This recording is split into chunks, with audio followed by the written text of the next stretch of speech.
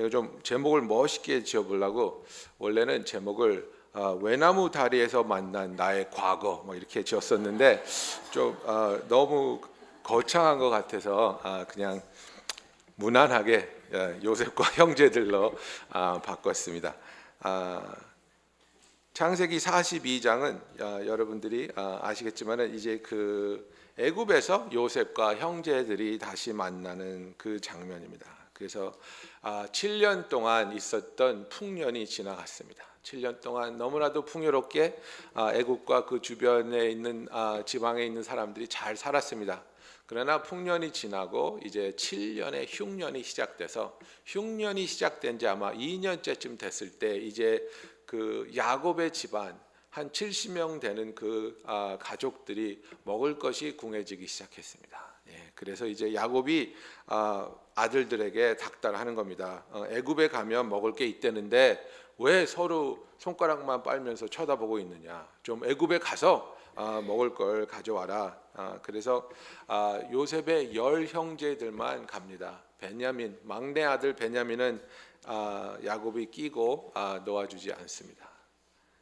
그래서 10형제를 데리고 형제들이 이제 애굽으로 와서 요셉을 만나는데 당연히 이 형들이 자기 앞에 서 있는 애굽의 총리가 요셉인지 상상도 못하고 알아보지도 못하죠.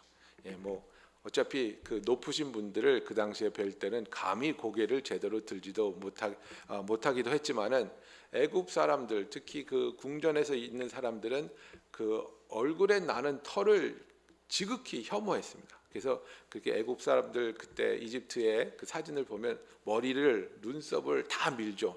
수염도 없습니다. 이 턱에 난 요 비열드만 이거는 중요하게 해서 이제 이렇게 꽁꽁 매가지고 색깔로 이렇게 하지만 나머지는 아주 맨질맨질하게 잘 밀죠. 그래서 우리 대니엘 형제님은 가시면 잘 어울릴 거예요.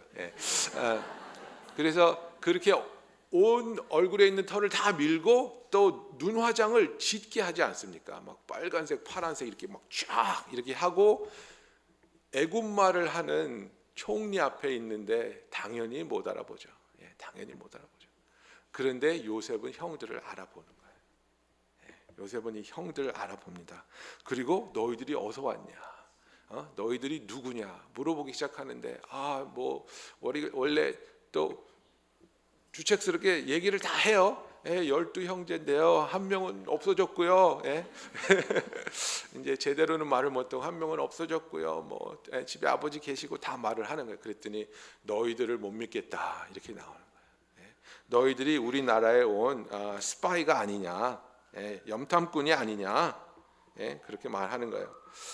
그랬더니 나는 너를 못 믿겠다. 그래서 정말 너희가 말한 것처럼 12형제였고 마지막 막내가 집에 남아 있다면 증거로 가서 그 막내 아들을 데리고 오라는 거야. 그럼 내가 믿어주겠다는 거야. 그렇게 할래 안 할래? 지금 하면서 그렇게 할 마음이 들 때까지 내가 감옥에 너희를 가둬두지. 그리고 3일 동안을 감옥에 가둬놨어요. 그래서 이제 그 우리가 읽은 그 대화의 장면이 3일 후에, 사흘 후에 이들이 하는 대화입니다. 21절에 보면 그들이 서로 말하되 우리가 아우의 일로 말미암아 범죄하였도다. 그가 우리에게 애걸할 때 그 마음의 괴로움을 보고도 듣지 아니하였으므로 이 괴로움이 우리에게 임하도다. 르우벤이 그들에게 대답하여 이르되 내가 너희에게 그 아이에 대하여 죄를 짓지 말라고 하지 아니하였더냐. 그래도 너희가 듣지 아니하였느니라. 그러므로 그의 핏값을 치르게 되었도다. 죄가 얼마나 무서운지요, 여러분. 요셉이 네 동생을 너희들이 죽였니? 네 동생을 너희들이 팔았니? 이런 얘기 하지 않았어요. 근데 감옥에 갇히게 되면서 이들 마음에 철컥 떠오르는 자기들이 왜 이런 공경에 처하게 됐을까? 우리가 왜 이런 어려움에 처하게 됐을까? 그 같은 장 42장 28절에 보세요. 그가 그 형제에게 말하되 내 돈을 도로 넣었더라. 보라 자루 속에 있더라. 이에 그들의 혼이 나가서 떨며 서로 돌아보며 말하되 하나님이 어찌하여 이런 일을 우리에게 행하셨는고. 그죠? 요셉이 형들이 갈 때 형 자루에다가 그들이 가져온 돈을 다시 다 넣었거든. 그런데 이들의 마음에 드는 게 뭐예요? 우리가 지은 죄 때문에 이 모든 일이 일어나고 있다 이거예요. 20여 년 전에 일은 그 죄 때문에 우리가 이 죄값을 받고 있다 이겁니다. 우리는 죄를 잊으려고 할 때가 있습니다. 생각하기도 싫고 다시 떠올리기도 너무 괴롭고 그래서 그것을 잊으려고 합니다. 지금 현대 사회가 인류의 역사상 가장 술을 많이 마시고 마약을 많이 하고 그다음에 self medicating 그죠? 약사가 주지 않는 약을 가장 많이 사다 먹는 정신적인 약을 가장 많이 사다 먹는 세대입니다. 왜 그렇게 했습니까? 잊으려고 하기 때문입니다. 내가 살아온 삶이 후회스럽고 괴로워서 내가 택한 선택들이 너무나도 후회스러워서 이 고통을 감당할 수 없기 때문에 우리는 잊고 싶어서 마시고 약을 하고 우리 자신의 그 기억을 억누르려고 하는 것입니다. 요셉도 그랬습니다. 요셉도 애굽에서 총리가 되고 결혼을 하고 큰아들을 낳고 큰아들의 이름을 므낫세라고 지었습니다. 므낫세의 뜻은 잊어버리다라는 뜻입니다. 그래서 41장에 보면 요셉이 그의 장남의 이름을 므낫세라 하였으니 하나님이 내게 내 모든 고난과 내 아버지의 온 집안일을 잊어버리게 하셨다 하며 라고 말했습니다. 얼마나 아팠겠습니까? 얼마나 분노했겠습니까? 그런데 새로 태어난 아들을 보면서 그래 잊어야지. 그래 덮어야지. 더 이상 떠올리지 말자. 내 아픈 과거를 이제는 잊자. 그 마음에 자기 아들 이름을 잊어버림이라고 지었어요. 므낫세라고 지었습니다. 그런데 하나님께서 요셉에게 그냥 잊어서는 안 된다는 거예요. 우리가 어떤 기억을 잊을 수 있기 전에 해야 되는 것이 있는데 그것은 용서와 화해입니다. 용서와 화해 전에 우리는 잊을 수 없습니다. 우리는 그저 묻어버리는 것이지 그게 잊혀지는 게 아닙니다. 어떤 상황에서도 그것이 다시 튀어오를 수 있고 다시 떠올릴 수 있으면 그리고 떠올릴 때 우리는 다시 괴로워하고 다시 아파합니다. 그래서 하나님께서는 Before you forget, forgive. Before you forget, reconcile. 잊으려 하기 전에 용서하고 잊으려 하기 전에 화해하라고 우리에게 권유하고 있습니다. 하나님께서는 성경을 보면 우리의 과거에 있었던 아픔의 기억과 그리고 아픔의 그 소스에 우리를 다시 한번 데려가는 그 일을 자주 하십니다. 야곱의 삶에서도 그랬죠. 야곱이 집에는 도망갔다가 형을 피해서 도망갔다가 라반의 집에 있다가 집으로 돌아올 때 누구와 맞닥뜨립니까?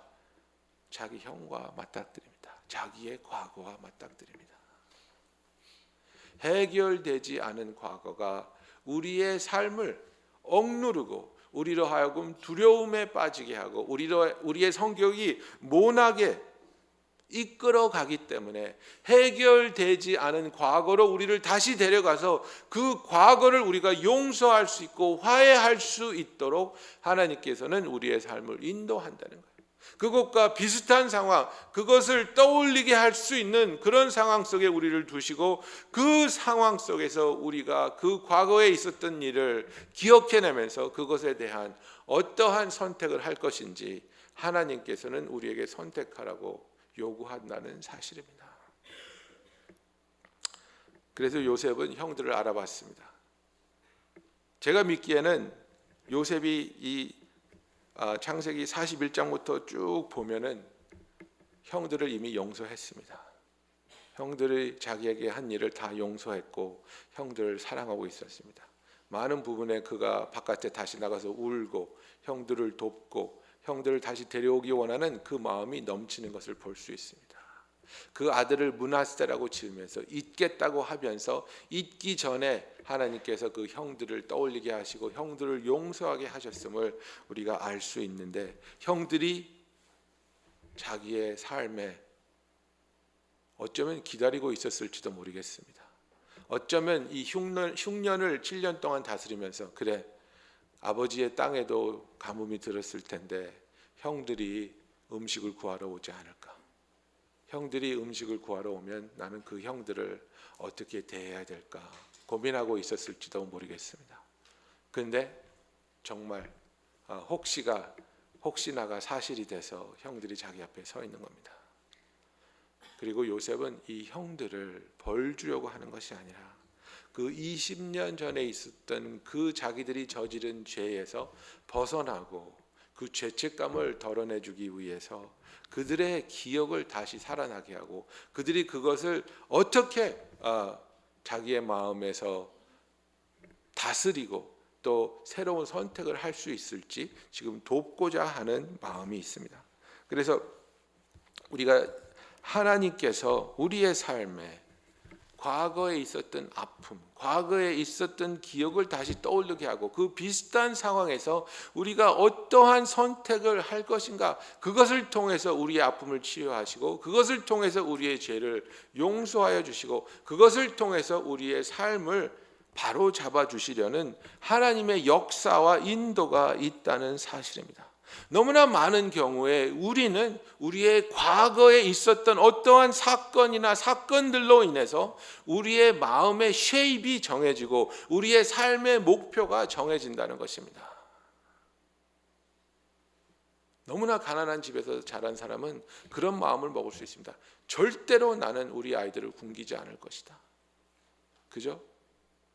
아니면 어머니나 아버지로부터 버림받은 사람은 나는 절대로 사람을 믿지 않을 것이야. 절대로 다른 사람으로부터 버림받는 아픔을 겪지 않을 것이야.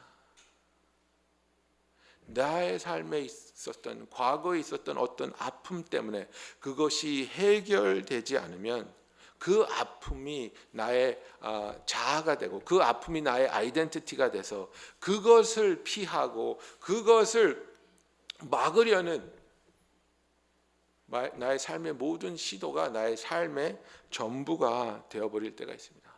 어떤 사람은 평생 그 과거로부터 도망다니다가 죽습니다. 평생 그 과거를 부인하고 그 과거에 있었던 그 상황을 피하기 위해서 선택하고 자기의 삶을 완전히 망가뜨릴 때가 있다는 것입니다. 그러나 하나님은 그 과거에 있었던 그 아픔에 우리를 다시 데려가십니다. 그리고 그 과거에 있었던 그 상황에서 네가 혼자가 아니었고 내가 너와 함께하면 내가 너를 돕고 내가 너를 지키기 때문에 올바른 선택과 올바른 하나님의 도우심을 통해서 우리가 그 과거의 아픔으로부터 치유를 받고 벗어나고 자유함을 얻으며 하나님이 원하는 건강하고 의미 있는 삶을 살 수 있도록 도와주시는 것입니다. 그래서 요셉의 삶에도 그 과거를 다시 한번 맞닥뜨리게 해서 형들이 다시 그를 찾아오게 하셨고 그 형들의 삶에도 그들은 알지 못했지만은 자기들이 죽이려고 했던 죽어버리라고 노예로 팔아버렸던 그 동생이 애굽의 총리로 변해서 그들 앞에 서 있는 것입니다. 이 모든 문제의 발단은 여러분 무엇입니까? 야곱입니다. 야곱은 굉장히 이기주의적인 사람이었습니다. 자기의 사랑만을 위해서 자기가 좋아하는 것을 지키기 위해서 너무나도 열정적으로 살다 보니까 마음이 삐뚤어지고 이기주의적인 삶을 살게 되었습니다.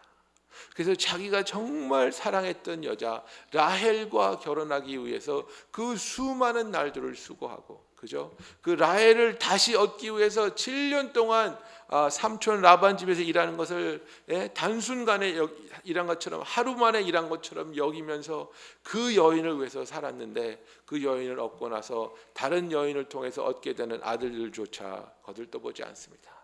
오직 요셉만이 나의 참 아들이고 오직 요셉만이 나에게 의미 있는 아들이다. 편애입니다.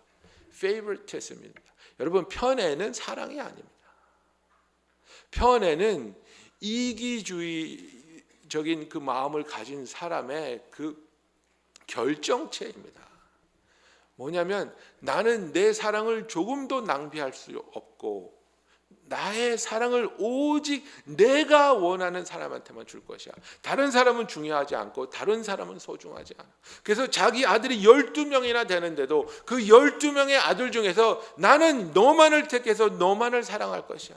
다른 아들들이 어떤 아픔이 있는지 어떤 서글픔이 있든지 상관하지 않습니다. 오직 내가 사랑하는 여인을 통해서 태어난 아들 요셉만을 사랑할 것이야. 이 편애를 통해서 나머지 모든 형제들이 엄청난 아픔과 분노를 가지고 살게 되었습니다. 그리고 이 이기주의적인 사랑을 베풀었던 야곱은 자기조차도 하나님께서 그에게 엄청난 은혜와 도움을 주신 삶을 살았는데도 불구하고 그의 삶은 늘 목마르고 늘 굶주렸습니다. 여러분 성경을 잘 읽어보십시오. 야곱만큼 하나님이 함께 하시고 은혜를 베푸시고 부를 주시고 자식을 주시고 놀라운 축복의 축복을 거듭해서 부어준 사람 찾기 쉽지 않습니다. 야곱 같은 축복을 누린 사람 찾기 쉽지 않습니다. 그런데 야곱이 바로 앞에 섰을 때 자기의 삶에 대해서 이렇게 말합니다. 야곱이 바로에게 아뢰되 내 나그네 길이 세월이 130년이니이다. 내 나이가 얼마 못되니 우리 조상의 나그네 길의 연조에 미치지 못하나 험악한 세월을 보내었나이다. 영어로 보면요 이렇게 돼 있어요. It has been unpleasant.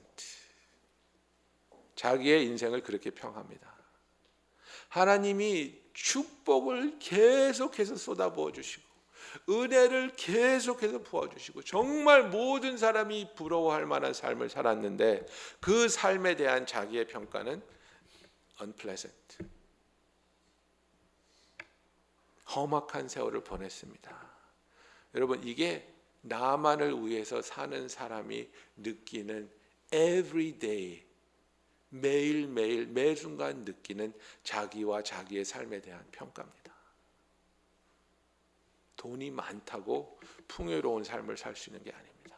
아무리 가난해도 풍요로운 삶을 살 수 있습니다. 나만을 위한 삶을 살 때 항상 부족하고 항상 모자르고 항상 조금 더 가졌으면 좋겠다는 마음이 있습니다. 그러나 다른 이를 위해서 하나님으로부터 이미 사랑받은 사람으로서 그 사랑을 나눠주기 원하는 사람은 내가 가진 것이 적다 할지라도 내가 가진 것이 많지 않다 할지라도 그것을 나누어 줄 수 있는 마음이 있기 때문에 나누어 줄 때마다 느끼는 그 기쁨과 행복이 있고 나는 풍족합니다. 나는 만족합니다. 나는 감사합니다 하는 고백을 할 수 있는 겁니다. 저와 여러분이 하나님 앞에서 물질이 적던 많던 늘 풍요로운 풍족한 삶을 살 수 있는 주의 백성이 되기를 예수님의 이름으로 축원합니다. 그래서 야곱의 죄 때문에 그의 자식들이 이렇게 괴로움 속에 처해 있습니다.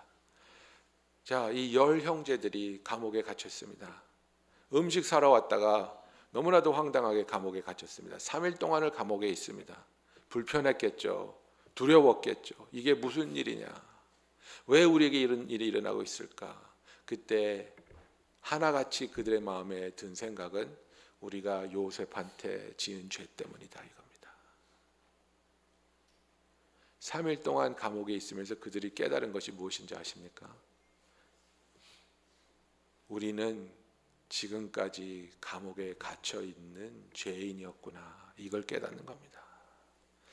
3일 동안 감옥에 있었던 죄인이 아니라 한 평생을 감옥에 갇혀 있었던 것을 깨닫는 겁니다.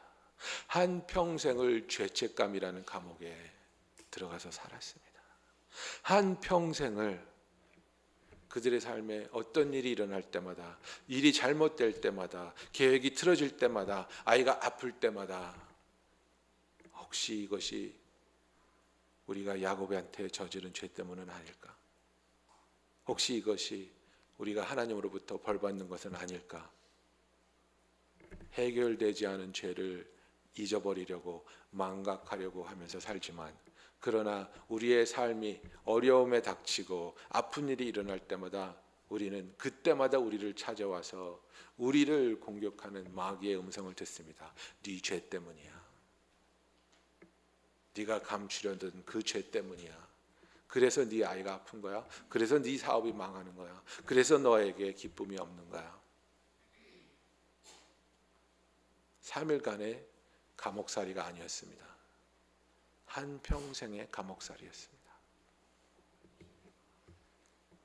20여 년 동안 그날 있었던 그 일을 이들은 너무나도 생생하게 기억하고 있었습니다. 하나님께서는 그렇기 때문에 우리로 하여금 회개하라고 권하고 계십니다. 회개하는 길만이 사는 길이기 때문에 회개하지 않고는 우리가 절대로 건강하고 하나님이 원하시는 기쁨이 넘치는 삶을 살 수 없음을 아시기 때문에 우리로 하여금 회개하라고 하십니다. 회개함에 대해서 우리가 고린도전서와 후서에서 볼 수 있습니다.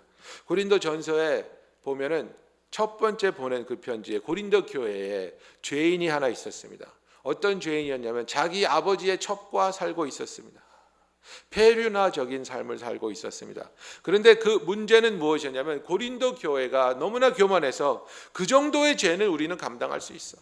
우리는 은혜로 시작된 사람들이기 때문에 그 정도 죄는 우리가 은혜로 덮을 수 있어 하고 이 사람에게 어떠한 제재도 가하지 않고 어떠한 충고도 주지 않고 죄에서 떠나라는 말도 하지 않고 그냥 방치해 두었습니다.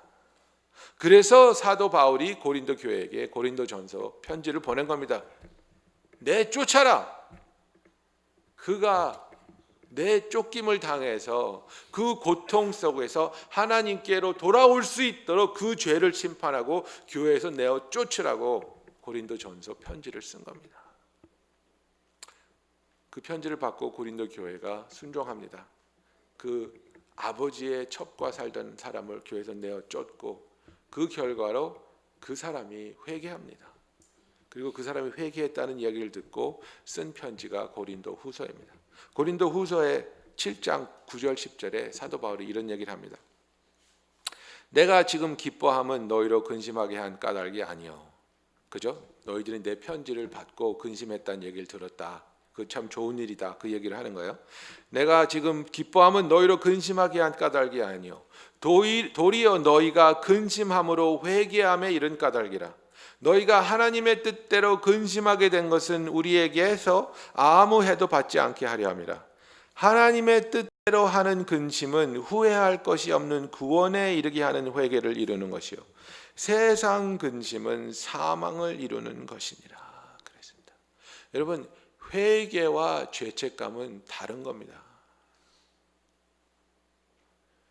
내가 죄책감을 느꼈다고 해서 그것이 회개라고 생각하시면 엄청난 착각입니다.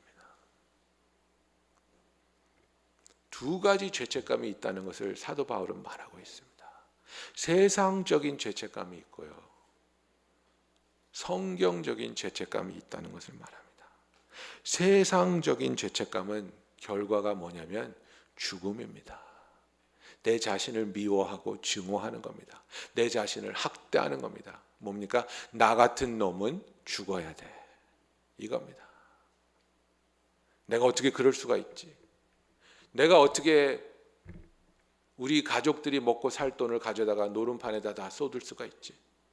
내가 어떻게 바람을 피워서 우리 부인과 아이들의 마음에 대못을 박을 수가 있지? 죄책감 느끼는 거죠. 괴로운 거죠. 근데 결과가 뭡니까? 나 같은 놈은 죽어야 돼. 용서받을 가치가 없는 놈이야. 세상적인 죄책감은 우리로 하여금 수치를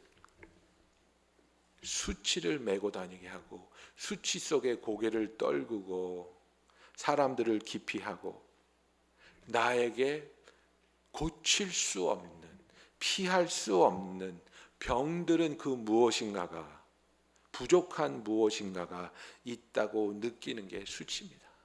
다른 사람이 도울 수 없는 내 자신이 바꿀 수 없는 어떤 부족함, 어떤 병든 연약한 모습 그것이 나에게 항상 있다.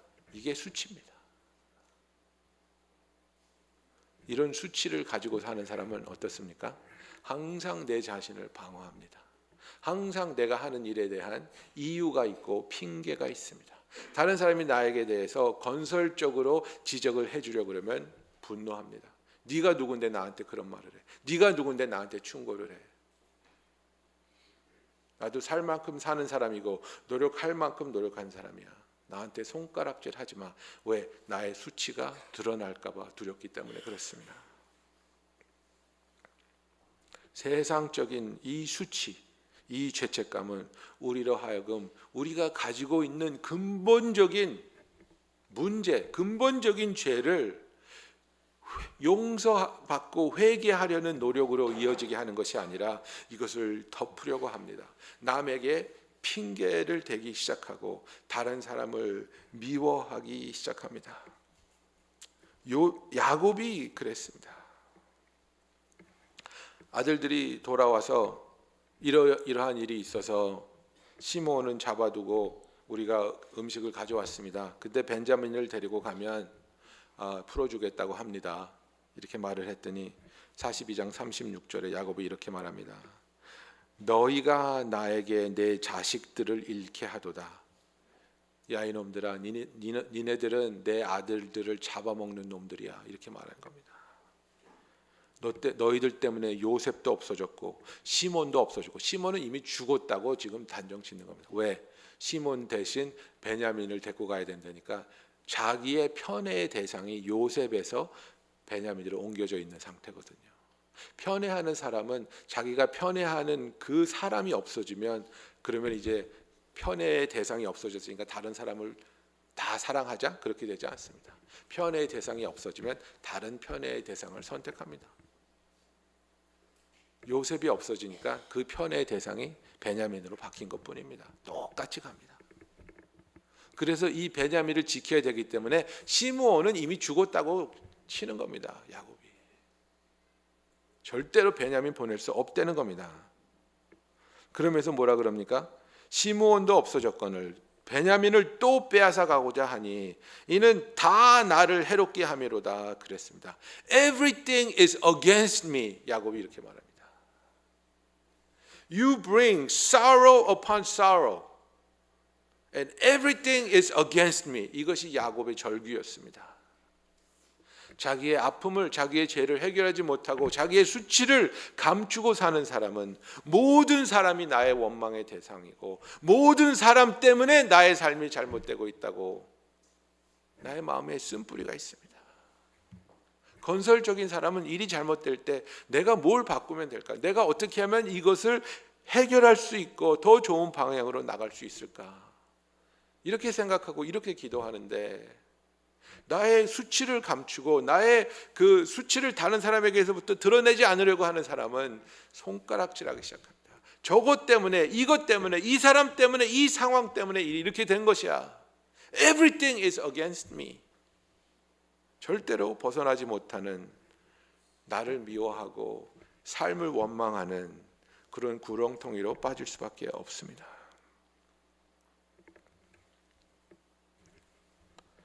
우리가 하나님께서 우리의 삶에 과거의 아픔을 다시 생각나게 하고 다시 맞닥뜨리게 할 때에는 거기에서 우리가 해결할 문제가 있고 다시 짚고 넘어가면서 하나님의 은혜로, 하나님의 사랑으로, 예수 그리스도의 보혈로 죄사함을 받고 자유함을 얻어야 할 그런 이슈가 있기 때문입니다.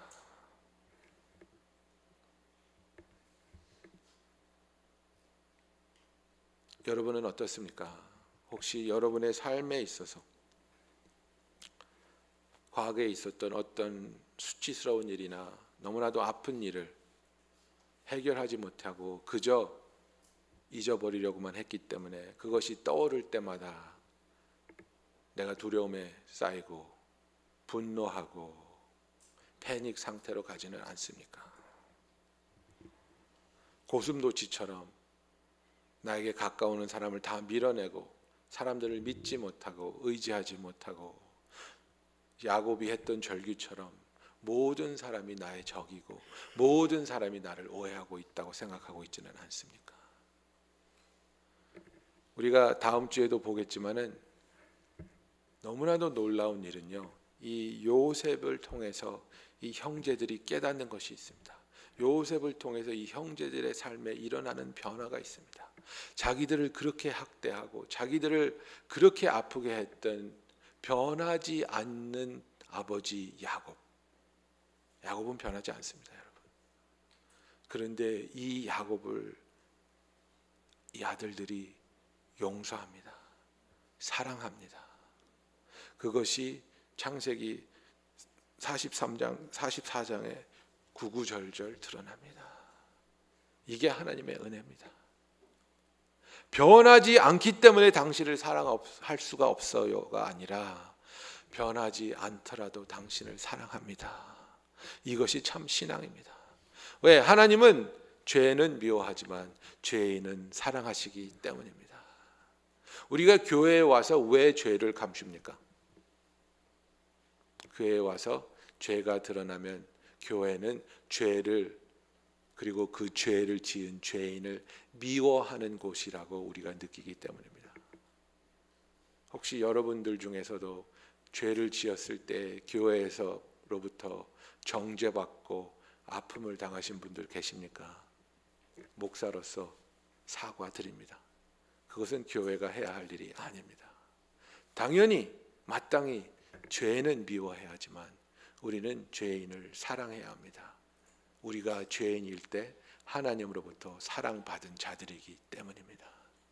그래서 우리가 허물이 드러나는 사람을 사랑하고 품어주고 그들이 회개해서 하나님 앞으로 돌아올 수 있도록 끝까지 붙잡아주고 지켜주는 하나님의 사랑을 우리의 삶에서 드러나게 같이 생활하는 저와 여러분이 되기를 예수님의 이름으로 축원합니다. 하나님의 뜻대로 하는 근심은 후회할 것이 없는 구원에 이르게 하는 회개를 이루는 것이라고 했습니다. 인간은 죄를 지으면 죄책감을 느끼게 돼 있습니다. 그러나 세상적인 죄책감은 우리를 미워하게 하고 주위 사람을 원망하게 하고 내 자신을 죽음으로 몰아갑니다. 그러나 하나님 안에서 하는 근심, 하나님 안에서 느끼는 이 죄책감은 우리로 하여금 이 죄에 대한 용서를 구하게 합니다. 그래서 우리가 죄를 지었을 때 하나님 앞에 나와야 하는 것입니다. 사도 바울이 로마서 7장 15절에부터 이렇게 말합니다. 내가 행하는 것을 내가 알지 못하노니 곧 내가 원하는 것은 행하지 아니하고 도리어 미워하는 것을 행한다. 선행을 하려고 하는데 선행을 하지 못하고 악행은 하기 싫은데 악행을 하게 된다 이겁니다. 내가 원하는 바 선은 행하지 아니하고 도리어 원하지 아니하는 악을 행하는도다. 만일 내가 원하지 아니하는 그것을 행하면 이를 행하는 자는 내가 아니요 내 속에 거하는 죄니라. 내 속사람으로는 하나님의 법을 즐거워하되 내 지체 속에서 다른 법이 내 마음의 법과 싸워 내 지체 속에 있는 죄의 법으로 나를 사로잡는 것을 보는도다. 오호라 나는 공고한 사람이로다. 이 사망의 몸에서 누가 나를 건져내랴. 우리 주 예수 그리스도로 말미암아 하나님께 감사하리로다. 사도 바울은 회개하는 방법을 알았습니다. 나는 마음으로 정말 간절하게 선을 행하기 원하지만 내가 육신에 속해 있기 때문에 자꾸 죄를 범하는구나. 나 같은 죄인을 어떻게 구원할 수 있을까? 오직 예수께로 나갈 때, 오직 예수 앞에 나가 회개할 때 내가 죄를 용서받고 이 죄로부터 자유함을 얻을 수 있겠구나. 자기의 죄를 감추지 않고 하나님 앞에 나와 고백하며 그 하나님의 용서를 받을 수 있는 것이 참된 회개입니다. 세상적인 죄책감은 우리로 하여금 우리의 부끄러움과 수치를 감추게 합니다. 하나님의 사랑 안에서 이루어지는 죄책감은 죄를 깨닫고 그것을 하나님 앞에 고백하게 합니다. 여러분, 이 고백이라는 헬라어가요 호모라게오라는 말인데요. 호모는 여러분들 아시지? 동일하다는 same이라는 뜻이죠. 라게오는 saying 말하다라는 뜻입니다. 그러면 똑같이 말하다라는 게 고백입니다. 무슨 얘기냐면요, 하나님이 우리에게 삶의 어떤 부분에 있어서 너 그거 죄야 이렇게 말씀하실 때 그것에 대해서 예 맞습니다 하나님 이것이 죄입니다 하나님이 하신 말씀과 똑같이 말하는 게 고백이라는 거예요. 그런데 우리는 똑같이 말하지 않아요. 이것을 다른 말로 바꿔요. 너 그거 죄야. 아니요, 이건 선택이에요. 너 그거 죄야. 아니요, 이것은 피할 수 없는 상황이었어요. 너 그거 죄야. 아니요, 이것은 오해였어요. 세상은 죄에 대해서 여러 가지 흥미진진한 이름을 붙이지요. Alternate lifestyle, 그죠? Woman's choice, pro-choice. 아니요, 하나님은 죄라고 말하고 있습니다. 우리가 하나님으로부터 용서받기 위해서는 온갖 핑곗거리를 가지고 와서 하나님 이 일이 벌어지긴 했는데요. 이게 죄가 아니고요. 사실은 이렇고 이래서 이렇게 된 일입니다. 그것은 회개가 아닙니다. 하나님이 이게 죄라고 말씀할 때 예 하나님 맞습니다. 제가 죄 지었습니다. 용서하여 주시옵소서. 진정한 죄책감은 우리로 하여금 우리의 죄를 감추려고 하지 않고 그 죄를 하나님 앞에 드러내서 그것에 대한 하나님의 마땅한 용서와 치유가 있게 하는 것입니다.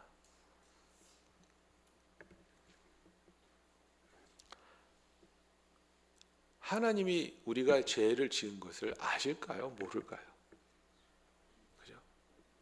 하나님 앞에 하나님 고백할 게 있어요. 하나님 사실은 제가 어저께 이런 죄를 지었어요. 하나님이 뒷목을 잡고 쓰러지시겠어요? 뭐라고?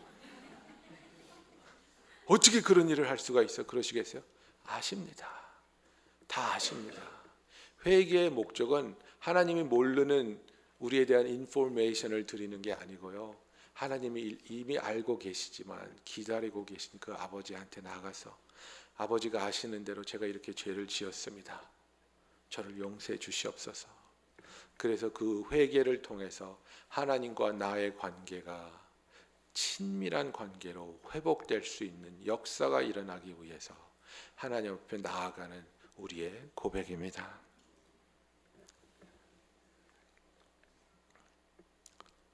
많은 사람들이 하나님과의 그 인티메시, 친밀한 관계가 자기를 떠났다고 괴로워하는 분들 많이 있습니다.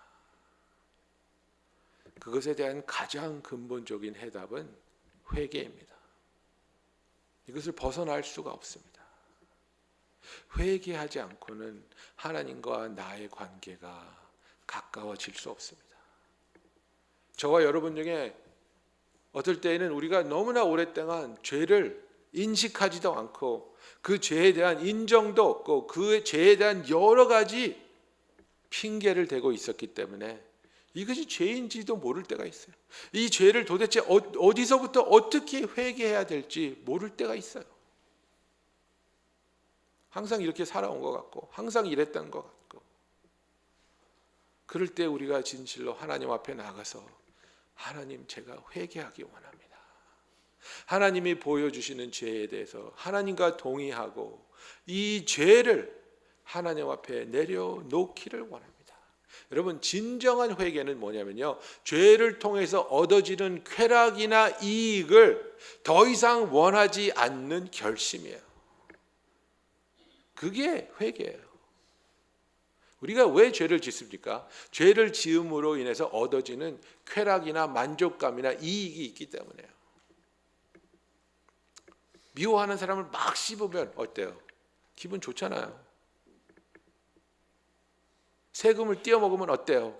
이익이 생기잖아요. 하지 말라는 나쁜 짓을 하면 어때요? 그 나쁜 짓을 하는 동안 그것을 통해서 얻는 쾌락이 있잖아요. 그 즐거움이 있잖아요.